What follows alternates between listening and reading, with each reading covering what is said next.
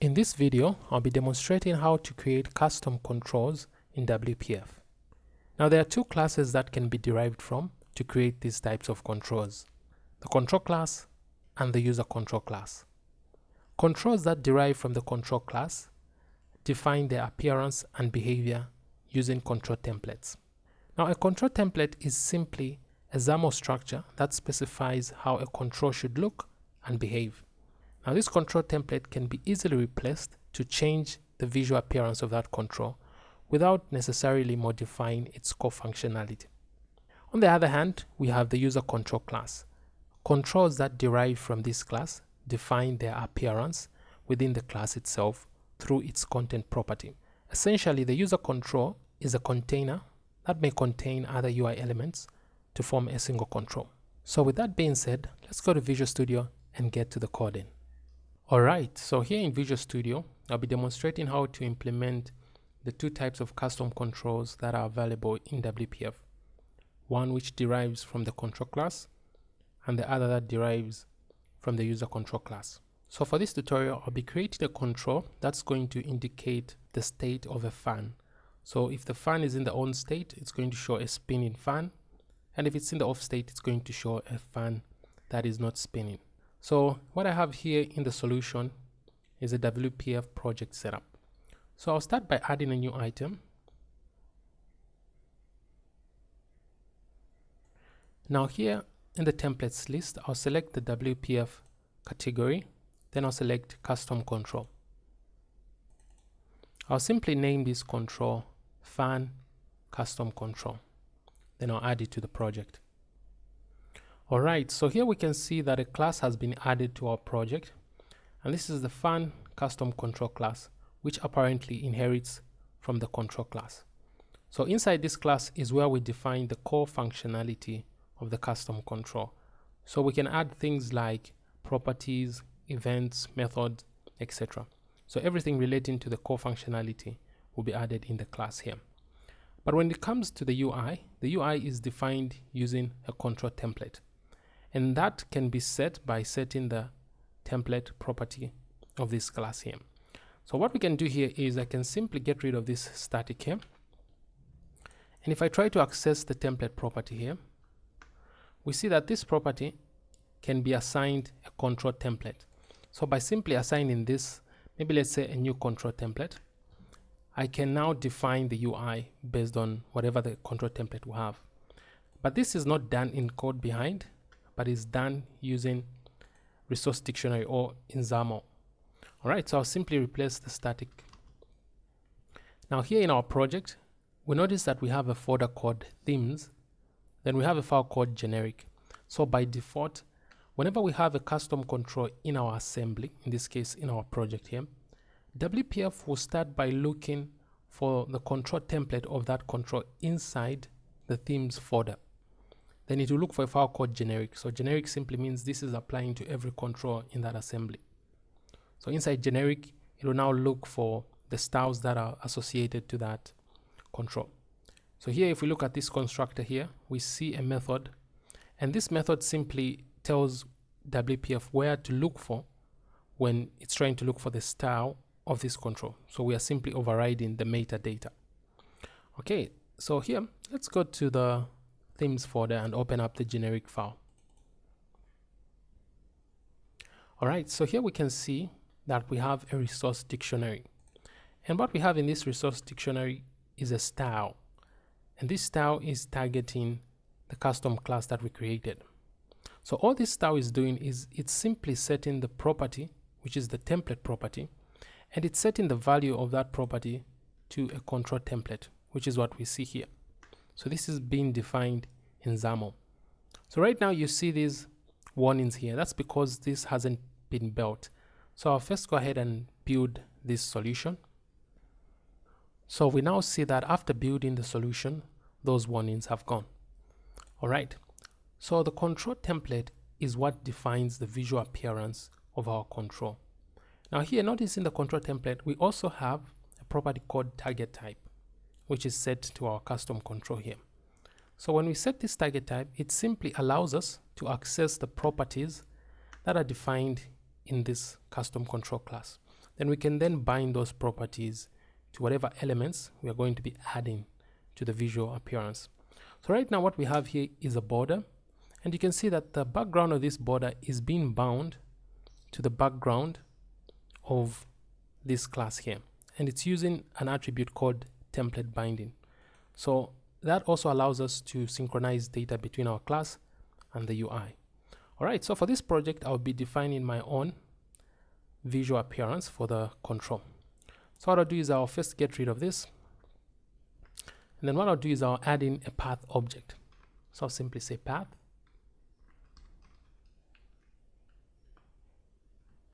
and this path will have a height of 50 and a width of 50 pixels.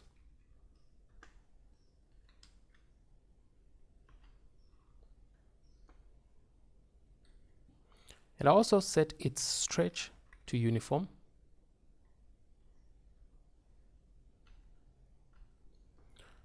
I'll also set its fill to a shade of orange. Alright, so at this point, my control consists of a path, but what I'm going to do is I also add some geometry to this path, so it will define the shape of the fan. So to do that, I'll need to add some geometry data by specifying the data here. So to do that, I'll simply use an application called Inkscape. So let's go ahead and open up Inkscape. Alright, so here in Inkscape, I would like to create a shape that resembles a fan. So the easiest way to do that is I'll simply add some text, and I'll use the star character. Alright, so this kind of resembles, blades of a fan. But what I can do is I can change the font. So I'll simply come here, and here I'm going to use a font, and I'll select this font. Now notice that this font kind of creates a shape that resembles a fan. Alright, now at this point this is text, so what I want to do is I want to change this to a shape. So what I'll do is I'll simply come here and I'll click this. So this will change this to a path. Now that this is in form of a path, what I'll do is I'll come to, I'll select edit. Then down here I'm going to select XML editor. And the XML editor is what we have here in the panel. So I'll simply expand that. Now this XML editor allows us to access the data of this shape here, of this geometry. So right here what I'm going to do is I'll simply select this, then I'll expand this. Now notice here, it's showing us the data that's associated to this path. And here we have a property called D. And we can see that this has some short form of geometry syntax. Alright, so we have the numbers, the points and everything. So what I'll simply do is I'll copy this. So simply select all, copy. And then I'll go back to Visual Studio and paste it there. Alright, so here in Visual Studio, I'll simply come here and I'll paste that here. Alright, so that's it for my control at the moment. So we have the path here. So to visualize and use this control, what I can do is I can go to the main window. So I'll simply go here to the main window. And here in the main window, I'm going to add the new control that I just created. So to access that control, I'll simply come here and I'll type in fan CC.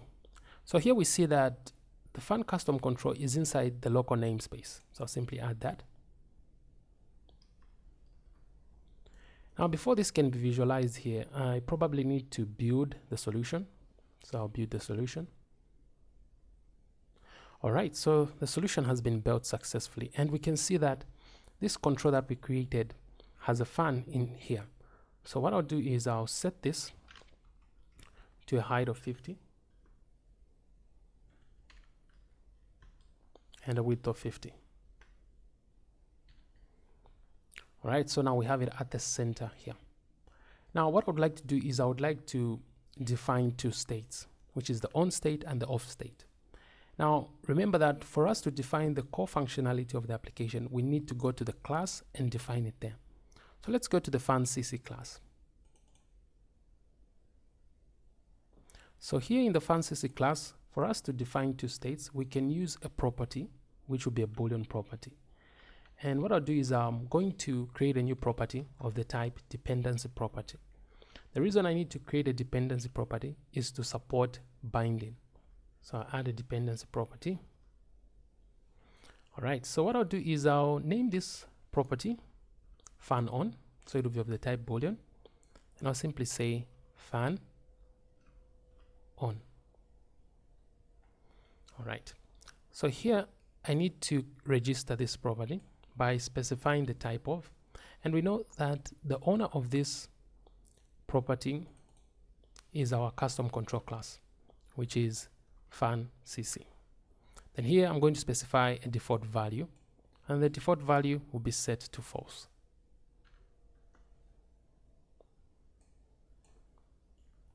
So what I'll do here is I'll just format that well, and I'll get rid of this comment. All right, so right now our class has this property called fan on, which would indicate the state of the fan. Now let's go back to the generic file here. And here in our control template, I'm going to add extra features that are going to allow us to spin the fan. So to do that, inside the control template, I can add what are called control template triggers. So I'll simply say control template.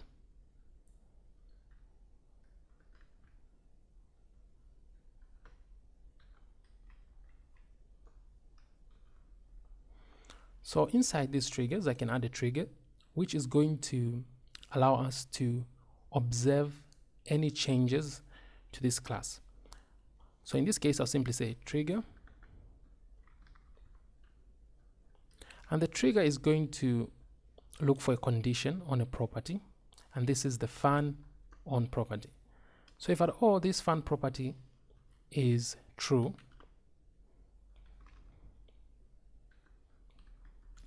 we can set something here, right? So this will allow us to do that. Now at the moment you see we have a warning here. Now the reason it's not recognized is because we need to build this solution. So every time we make changes, we need to build so that Visual Studio is up to date with all the classes and the properties in the classes. So I'll go ahead and build the solution. All right, so the build was successful and the warning has gone. All right, now what the trigger allows us to do is to observe a condition. So in this case, if the fan on is set to true, we can set something or we can do something. Maybe we can set the background of our control to a certain color, the height, the width. So we can do a number of things. But in this case, what I would like to do is I would like to animate the rotation of this path here. So what I'll do is I'm going to add a transformation to this path. So what I'll do is I'll simply say path, then I'll say render transform. Then inside this render transform, I'm going to add a rotate transform. So I'll name this rotation transform. I'll give it a name. So I'll simply say RT, which means rotation transform. Okay, so I'll give that name. Now here in our trigger here, once this condition is met, I would like to perform an action. I would like to animate the angle of this rotation transformation.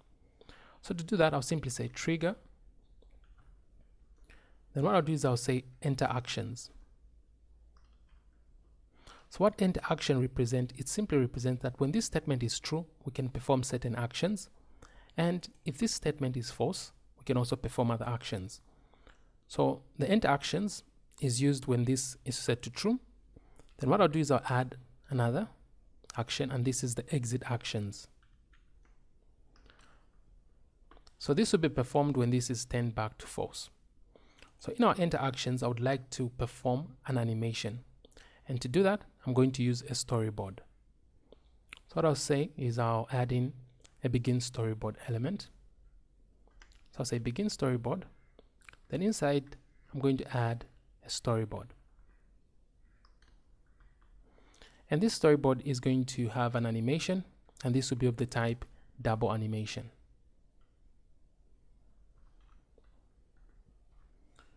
The reason why we choose the double animation is because we want to animate the angle property of this rotate transform, which is of the type double. So what I'll do here is I'll now point to this rotation transform. And to do that, I'll simply say storyboard. Then I'll say the target name is RT. So simply say RT. Then I would like to target the property, which is, I'll say storyboard, then target property, and I'll target the angle property. All right, so this is what I would like to animate, the angle property. And I would like to animate it to 360 degrees. So I'll simply set it by setting the to property. So I'll set that to 360 degrees. Then I would also like to modify the behavior. So what I would like it to do is every time it reaches 360 degrees, I would like it to start the animation again. So we can do that by setting the behavior. So we can say repeat behavior. So we'll set that to forever, and that should do it. All right, so we have a double animation that's going to animate the rotation transform, which in turn is going to animate our control here. All right, so what I'm going to do is I'm going to save this and build the solution, and then go back to our main window here. So in fact, I'll go back to the main window, and I'm going to build the solution. All right, so the solution was built successfully. So if I come here to my custom control and I set the fan on property to true, we should see an animation. And here we can see we have the fan spinning, right? But the problem is the origin of this path here is right here at the top left corner of this bounding box. So I'd like to change that to the center here so that the fan spins at the center axis. All right, so I'll simply set this back to false, but we see nothing happens. So we're also going to implement this behavior. All right, so let's go back to the generic file here. Now, to ensure that this path is set to the center, its origin is set to the center rather, we're going to add a property called render transform origin.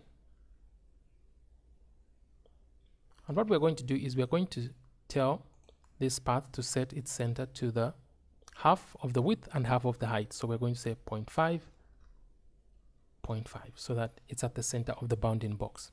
So half the height of the bounding box and half the width of the bounding box. So that should do it. Now the reason why when we tried to set the false property, we did not see anything happen, that's because we didn't set anything in the exit actions. So in the exit actions is where we now tell it what to do when we set it back to false. So what I'm going to do here in the exit action is I'm going to stop the storyboard. So here, stop storyboard.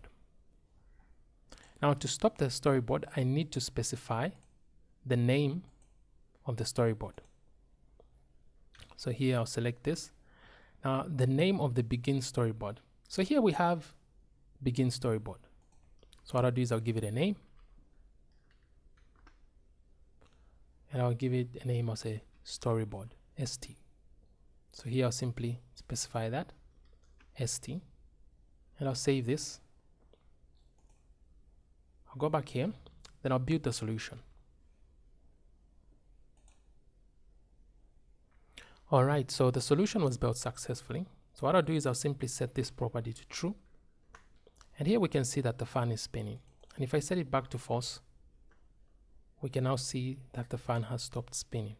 So by simply defining the control template, I'm defining the visual appearance, and I'm also defining some behavior. So that's how you create a custom control in WPF. Now the next step is to create a user control. So what I'll do is I'll save this control, I'll close the generic, then I'll also close this class here. All right, so at this point what I have is the main window. So I'll get rid of this element here. Now here in my project, what I'll do is I'll add another control. So simply go to add the new item. But this time I'm going to select the user control. And I'm going to give it a name, fan user control. So fan UC. And I'll add it to the project. Alright, now notice this time, after creating our custom control, we're no longer seeing a class only, but we're also seeing the XAML. And the XAML is defining the visual appearance of this class. Now, if we scroll down here, we see that it has the user control as the main class that it's getting from. And here we have a grid. So what I'll do is I'll start by adding a background to this grid.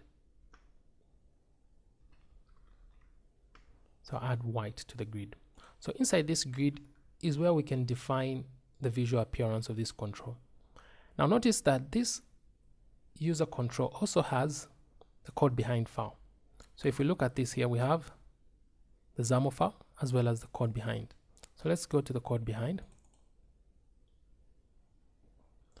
Now notice that this class inherits from the user control class. Previously, our class inherited from the control class, but now it's user control class. Let's navigate through the inheritance tree. So simply click F12. And here notice that our user control class inherits from the content control class. So in short, a user control class is a container that we can use to add other UI elements to form one complete control. So here, if I navigate up the tree, we notice that the content control class actually inherits from the control class and also implements the iAddChild interface. All right, so I'll go ahead and close this. And let's go to the UI of this control. All right, so what I'm going to do for this control is I'm going to add a stack panel. So I'll change this grid to a stack panel. So simply say stack panel.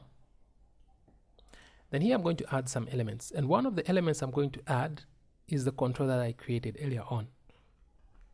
So I'll simply say fan custom control. And there we have it. We see it there. And what I'll do is I'll set the horizontal alignment of this fan control to, in fact, what I'll do is I'll get rid of this design height and design width. All right, so that we have it resized to this small thing. All right, now that I have this, what I'm going to do is I'm going to add another element. And this time it's going to be a checkbox. And this checkbox is going to have a content, and the content will be set to the name, to a label in short, and the label will be set to switch. So suppose I want this control to have a switch.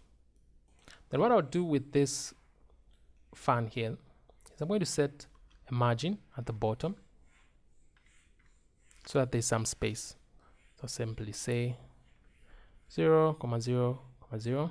Then I'll set maybe 10 pixels at the bottom. All right. Now what I would like to do is that this control is now composed of two other elements, existing elements. So I would like that whenever this is clicked, I would like to start spinning the fan, and whenever this is unclicked, I would like to stop the fan.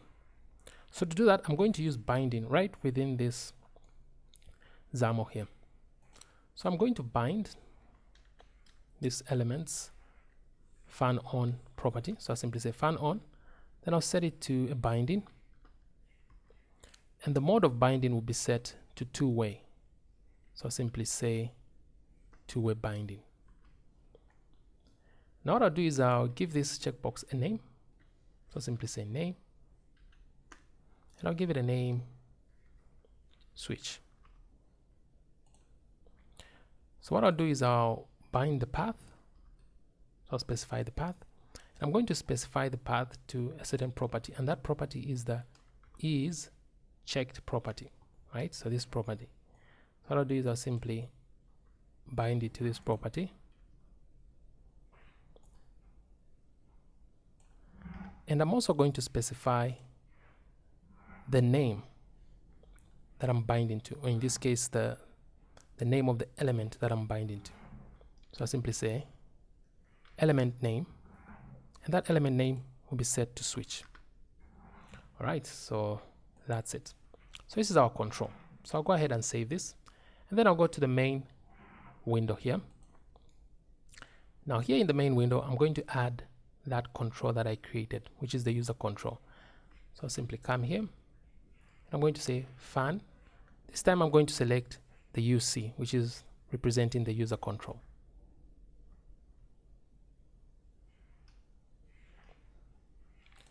Now at the moment we don't see anything appearing here. So what I'm going to do is I'll simply build this solution. Alright, so here we can now see that we have our control. And notice that our fan and our switch here are placed differently. So to fix that, let's go back to the UI. And here what we're going to do is we're going to set this alignment of the switch to center. So I'll simply say horizontal alignment, and I'll set that to center, and that should fix the problem.